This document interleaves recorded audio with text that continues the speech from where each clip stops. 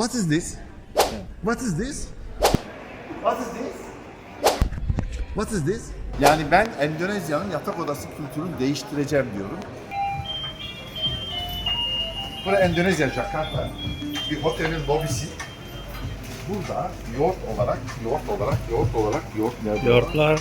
Yoğurt burada. Evet. Bulgar yoğurt.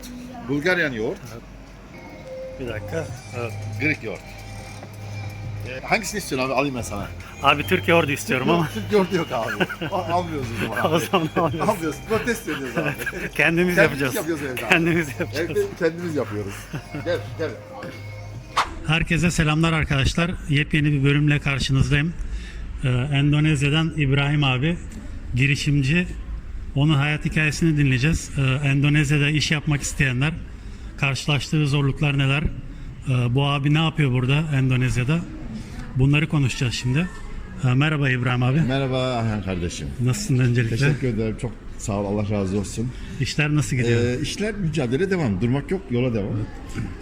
Tabii kolay bir şey değil. Yeni bir ülkede yeni bir ürünü yabancı olarak tanıtmak. Ya bu bir devrim burada.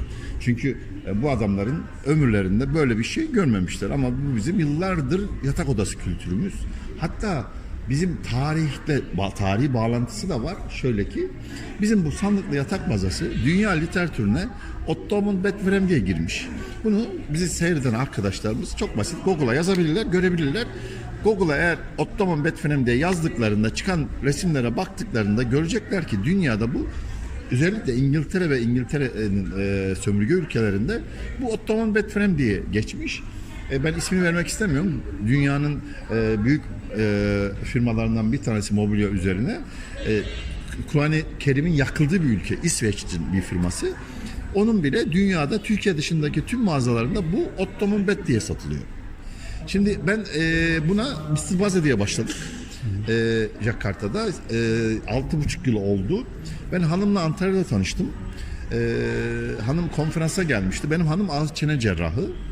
2012'de hanıma teklif ettim. O çalıştığım konferansta hanımın görevli olarak, katılımcı olarak bulunduğu konferansta o zaman reddetmişti. Her şey nasip kısmet. Ben Facebook'ta arkadaşlık isteği gönderdim. Benim arkadaşlık isteğimi 4 yıl sonra kabul etti. 2012'deki gönderdiğim arkadaşlık isteğini 2016'da kabul etti. O bana evlilik teklif etti. Neticede sonra geldik, evlendik. Yani ama Endonezya güzel bir ülke. Gerçekten çok büyük fırsatlar var, çok büyük imkanlar var. Ama adapte olmak kolay değil. İş yapmak kolay değil. Kurallar değişiyor, kanunlar değişiyor. Her şehrin değişik şeyleri var. Ya bir tarafı bizden çok çok ileride, bir tarafı bizden çok çok geride.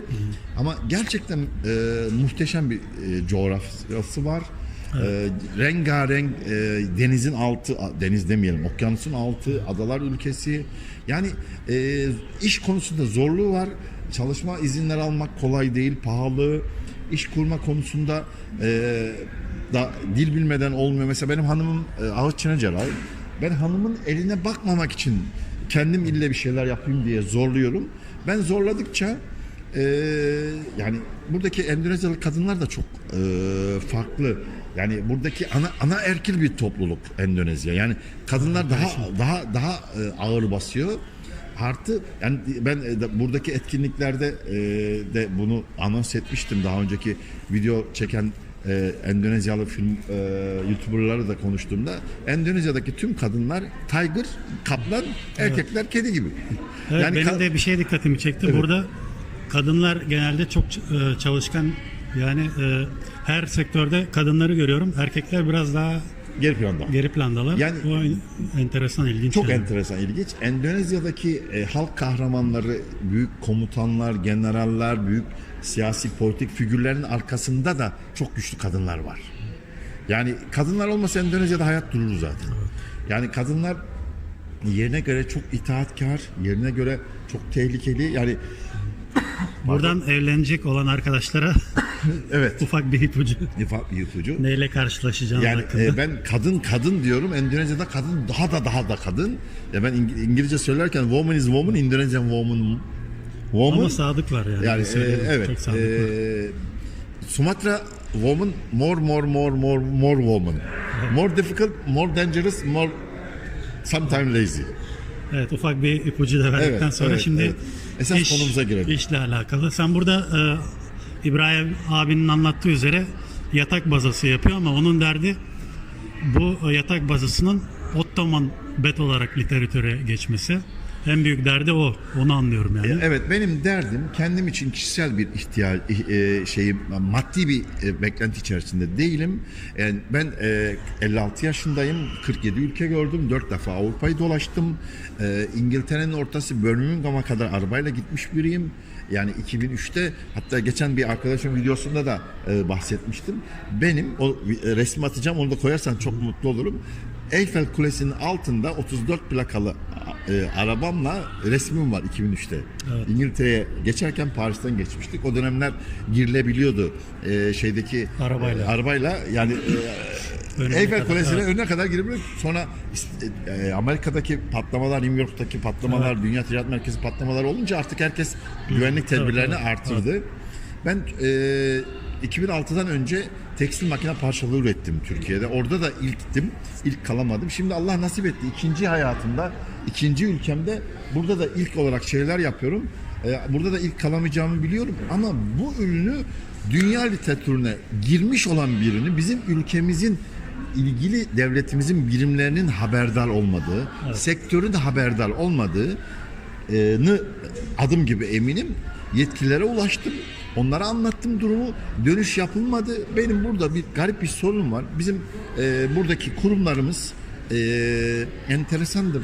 Yani neticede devletimizin buradaki misyon temsilcilikleri ne bunlar? Kültür merkezlerimiz var, elçiliklerimiz var. Elçilikteki işte görevli kişiler var. Büyükelçimiz, konsolosumuz, işte memurlar, ateşeler. Şimdi Diyanet Ateşesi geldi. Asker ateşemiz çoğaldı.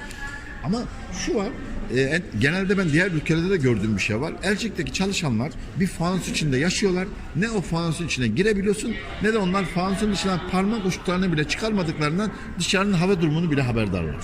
Ben çok aktifim. Diyebilirim, Endonezya'da Bekir kardeşim Endonezya'nın tamamını dolaştı. Ben onunla bir olamam. Bekir Önal kardeşim gerçekten Endonezya'nın neredeyse gitmediği yer kalmadı. Ama ben de sosyal medyada çok aktifim. Evet. Tüm etkinliklere, cenazelere, düğünlere, ülke günlerinde, yani ben ülkemi burada paşalar gibi temsil ediyorum. Ben diyorum bu bizim yatak odası kültürümüz. Türkiye'de olmayan ev yok. Bu güzel kültürü Türkiye'den Endonezya'ya taşımak istiyorum. Bunun için benim vatandaşlarımdan yardıma ihtiyacım var. Yardımı ne? Yani kulis yapalım, lobi yapalım. Evet. Lobi faaliyetleri yapalım. Türkiye'deki okuyan öğrencilerle etkinliklere katılıyorum. Benim oradaki girdiğim etkinlikte beni atılmak istendim. Yani enteresandır. Ben şimdi burada ses kayıtları dinleteceğim bana. Beni Türkiye'deki Endonezyalı öğrencilerin etkinliğindeki bulunduğum binanın lobisinde, etkinliğin olduğu salonda değil, lobisinden, yani halka açık bir yer. Ya ben diyorum 12.000 kilometre uzaktan geldim ben bu etkinliklere, bu PPI Türkiye etkinliğine sponsor oluyorum. Daha önce olduk. Benim Endonezya'nın Türkiye elçisiyle ilgili çok güzel paylaşımları var. Hakkında kendi paylaşımları, yorumlar var. Onları da göstereceğim. Resimlerini, ekran resimlerini çekebiliriz. Ama benim buradaki elçiliğimdeki benim en baştaki görevli olmak şartıyla beni adam yerine koymuyorlar. Ya beni yok saymaya çalışıyorlar. Ya ben buradaki ülkemizin en büyük iş adamları kulüpler, derneklerinin bir tanesinde ben burada üyeydim. Hala üyeyim. Hala üye olduğumu iddia ediyorum. Beni oradan attırmaya çalıştı. Ve bunu ben kayıtlarla yaptım. Normalde hiçbir dernekte, hiçbir derneğin üyesini siz savunması alınmadan disiplin kurulu kararı almadan atamazsın bir dernek. Ama beni atmaya çalıştılar. Ya ben diyorum bak, ben ülkeme zarar gelsin istemiyorum. Diplomatik bir skandal olsun istemiyorum. Ama benim onurum var, hakkım var. Ben ekmeğimle oynuyorlar. Bu ekmeğimle oynayanın yanına bunu zoruna gidiyor. Zoruna gidiyor. Evet. Ya arkadaş, ben kimsenin tavuğuna kiş demedim. Gözü olanın gözü çıksın. Herkesin işi gücü, herkesin işine Allah çarşı pazar versin. Ama görevleri faydalı olmak gerekirken hadi fayda olmalı ama köstek olamaz arkadaş. Bana sürekli tuzak kuruyor. Ama ne oluyor? O tuzaklar işe yaramıyor. 36'ları aştıkça ben daha çok kuvvetleniyorum. Araştırıyorum. Ne bakayım, ne göreyim? Çıka çıka bizim buradaki ismini almak istemiyorum. Konumu da anlatıyorum. Ama bunu öğrenmek isteyen varsa telefon numaram, Endonezya numaramı da vereceğim. Türkiye numaramı da vereceğim. Türkiye numaram +90 534 386 06 50. Bunları yazarız da altına. Endonezya numaram +62, Endonezya'nın kodu 881 535 94 93. Lütfen bana birileri ulaşsın. Ben faydalı olmak istiyorum. Önümüzdeki hafta etkinlik var. Bir fuar var. O fuara da gitmek istiyorum. Yani ben paramı harcıyorum. Sağlığımı harcıyorum. Zamanımı harcıyorum. Ülkeme faydalı olmak istiyorum. Ya adamlar bana önümde engel. Ya görevi ama engel. Şahsi hırsları, ihtirasları, kibiri, egosu her şeyi yok ediyor. Yani şu ana kadar ya ben şöyle bir ürün Endonezya'da yok. Evet. İhtiyaçları ama bilmiyorlar. Ama ben ne diyorum? Sayın yetkili arkadaşım, lütfen halka açık etkinliklerde bize haberdar edin. Ben sponsor olmak istiyorum. Ticarete girer deyip işi yokuşa seriyorlar. Yani öyle bir burada bir sınavdan geçiyorum ki ben. Bizim buradaki yetkililer, buradaki yaşayan Türkler sırf onlara yalakalık yapacağım diye, ona kibarlık yapacağım diye benimle irtibatı kestiler. Koskoca bir Ramazan geçti. Bir tane iftara davet edilmedim. Yani ama Endonezya'nın iftarına davet ediliyorum. Endonezyalıların etkinliğine davet ediliyorum. Ve orada karşılaştığım zaman da benden kaçıyor. Yani ben ülkemi temsil eden kişilerin ezik olmamaları gerektiğini inanıyorum. Ya biz kaç tane Türk var burada? Topu 200-300 Türk yoluz. Evet. Ya buradaki Türkler özel mi seçilmiş benim şansımdan mı? Yani yardımları olacak diye kazara elleri titriyor, kalpleri sıkışıyor, nefesleri daralıyor. Yani ipe un sermiyorlar, una ip seriyorlar. İpe un serseler razı geleceğim. Evet. Lütfen birlik olalım, bir olalım. Yani biz 10.000 kilometre uzaktan ülkemizin zaten yeterince stres altında yaşıyoruz. Yani daha fazla kendimizi strese niye sokalım? Yani tabii sonuçta herkes kazanacak. Herkes kazanacak. Ya ben bunu ticari olarak da yapmıyorum. Ben bunu ülkeme eğitim amaçlı vakfedeceğim. Ben 56 yaşındayım. Para göz değilim. Bu güzelliği ülkemin haberdar olması lazım. Tekrar söylüyorum arkadaşlar. Yazın Google'a Türk yatak mazası yazın. Hepsi kapalı çıkıyor. Yani burada yapalım. Yani ben istiyorum ki bu güzellik ülkeme kalıcı olarak kalsın. Yani kalıcı olarak derken ne demek?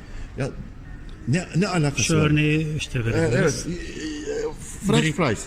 Fresh fries. O da dünyanın her tarafında restorana gittiğiniz zaman menüde Fresh fries yazmış adam. Ya dedim ne alakası var?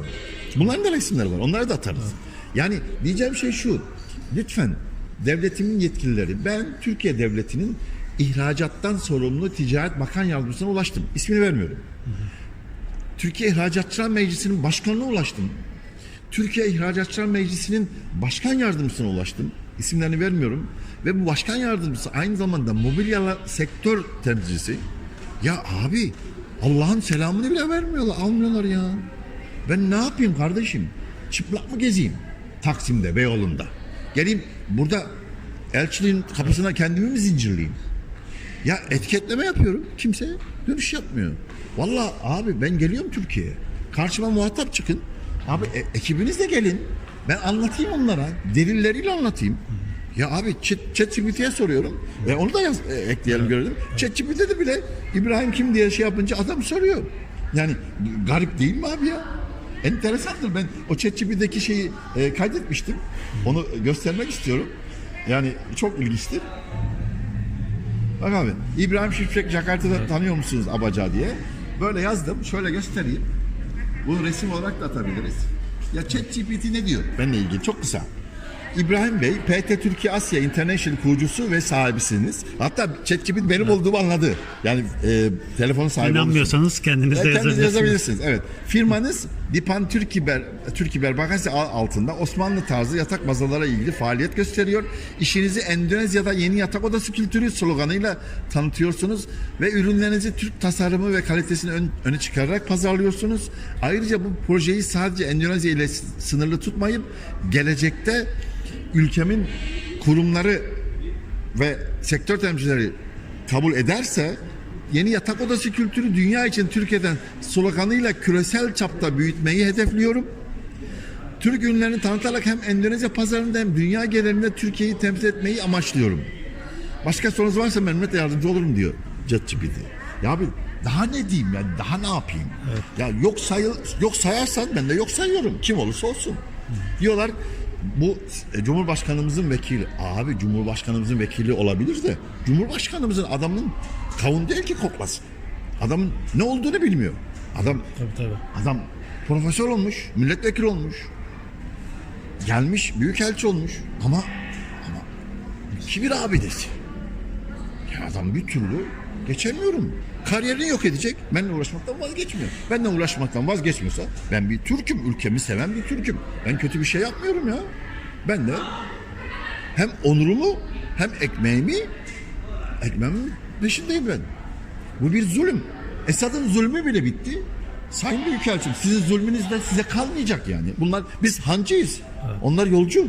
Biz gelip illegal bir şey yapmıyorsun. İllegal bir şey yapmıyorum. Kıyımlı bir şey yapmıyorum. Evet. Lütfen. Yani dürüst olalım.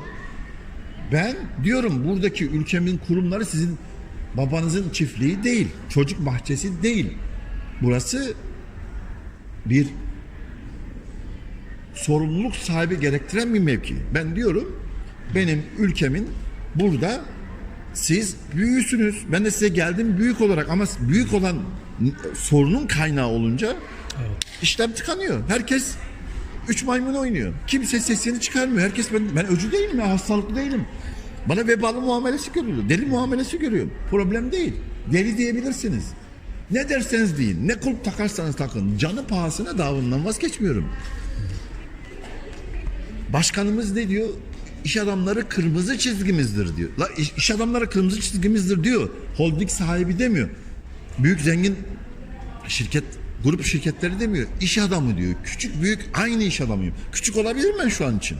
Ama belki ben çok daha büyük etkim olacak dünyada. İnşallah. Varsa karşıma bu kadar somut, ayağı yere basan, her eve girebilecek bir ürün. Buyurun abi çıkın tartışın. Her türlü ortamda varım tartışmaya. Karşıma çıkan da yok. Muhatap alan da yok. Ben ne yapayım? Artı burada önemli bir durum. Ben Osmanlı torunuyum. Ben geçmişimi biliyorum. Geçmişimden gurur duyuyorum. Atalarım buraya o zamanki imkanlarla 500-600 yıl önce gelmiş. Aceh'e. Evet. Ve benim Aceh'e gelmiş o insanlara eğitmişler. Onlarla ticaret yapmışlar. Endonezya'nın baharatları dünyanın her tarafına bu kadar yayılmışsa bunda benim atalarımın, Osmanlı'nın çok büyük bir çabası var. Çok büyük emeği var.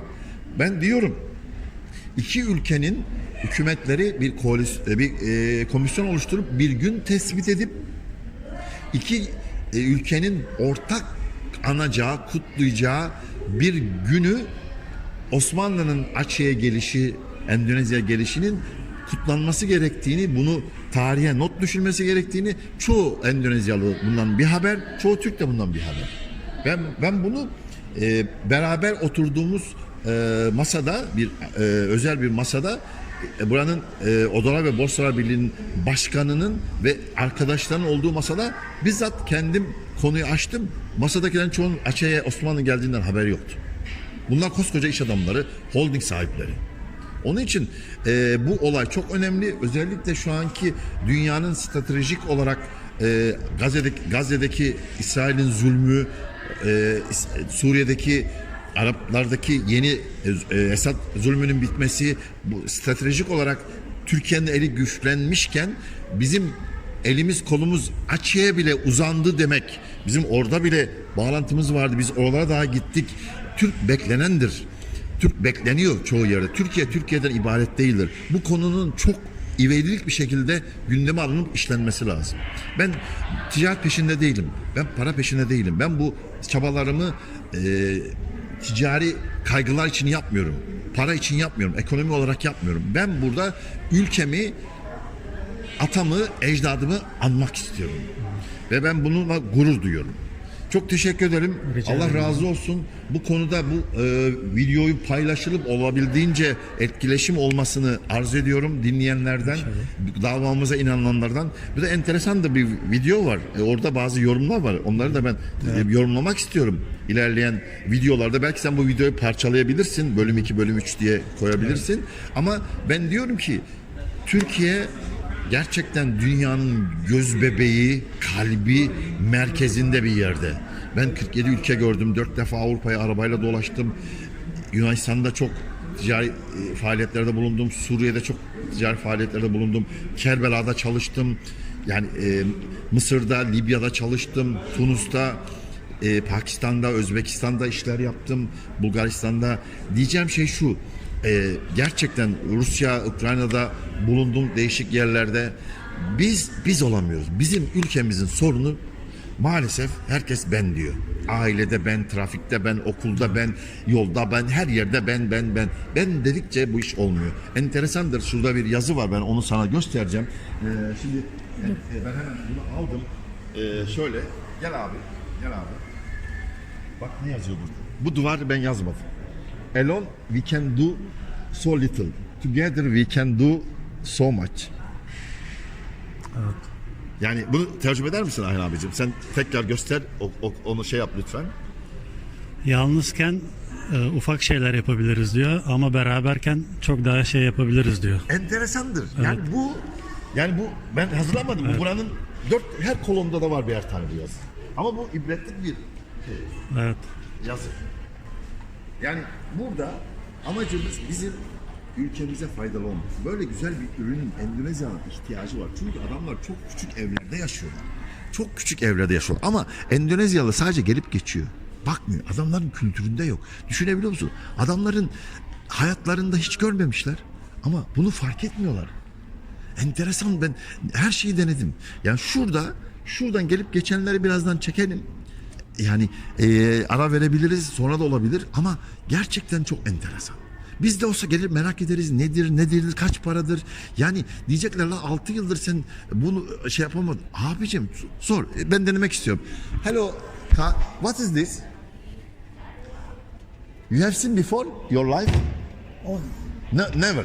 First time. Just second, I want to give one name card. This is Tempat Tidur.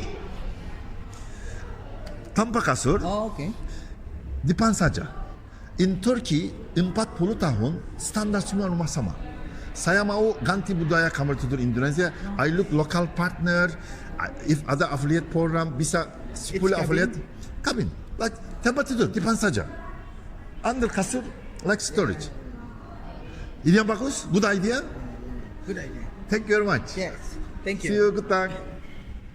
Hayatında görmemiş ama ben konuşmasam gelip baktığı yok, fark ettiği yok. Yani Endonezyalı sorarsam almak mecburiyetindeyim diye uzak duruyor.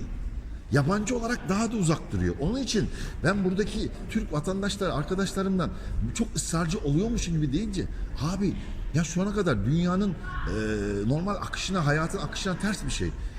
Herhangi bir Türk vatandaşı şu ana kadar gelip de bana demedi ya da aramadı. Ya İbrahim, benim bir arkadaşımın bazaya ihtiyacı var, yardımcı olur musun demedi.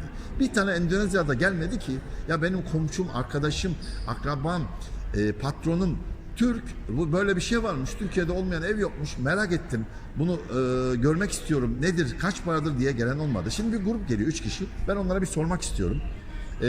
Bir şey olarak, hello İbu, just information, Yeah. what is this? What is this? What is this? Tempat tidur. Dipan saja. İdeal bagus. Bak hiç hayatlarında görmemişler ama uzak duruyorlar. Yaklaşmıyorlar. Ben buradaki çoğu yetkililere de ulaştım. Bakanlara ulaştım. Onlara işbirliği teklif ettim. Ortak aradığımı, projelerine sponsor olabileceğimi, etkinliklerine sponsor olabileceğimi, bu güzelliği ben Türkiye'den Endonezya'ya taşımak istediğimi, Endonezyalıların buna ihtiyacı olduğunu söylüyorum. Maalesef dönüş yapan yok. Kartımı veriyoruz, proje veriyoruz, dosyamızı veriyoruz. Maalesef şey olmuyor. Şimdi bunlara da sormak istiyorum. Hello, just for information. New idea for Indonesia. Tempat tidur saja. You have seen your life before, first time. No, okay, no problem. This is good idea. Thank you. Finish. Just this. Just this. Thank you. Bak namaza gidiyoruz diyorlar. Ya ben sadece 1 dakika. Sen bunu gördün mü diyorum, görmedim diyor. Ben gidiyorum diyor. Yani sadece 1 dakika fazladan bir şey olacak. Enteresandır ama ne yapıyoruz? Pes etmiyoruz. Mücadeleye devam ediyoruz. Durmak yok. Yola devam. Teşekkürler.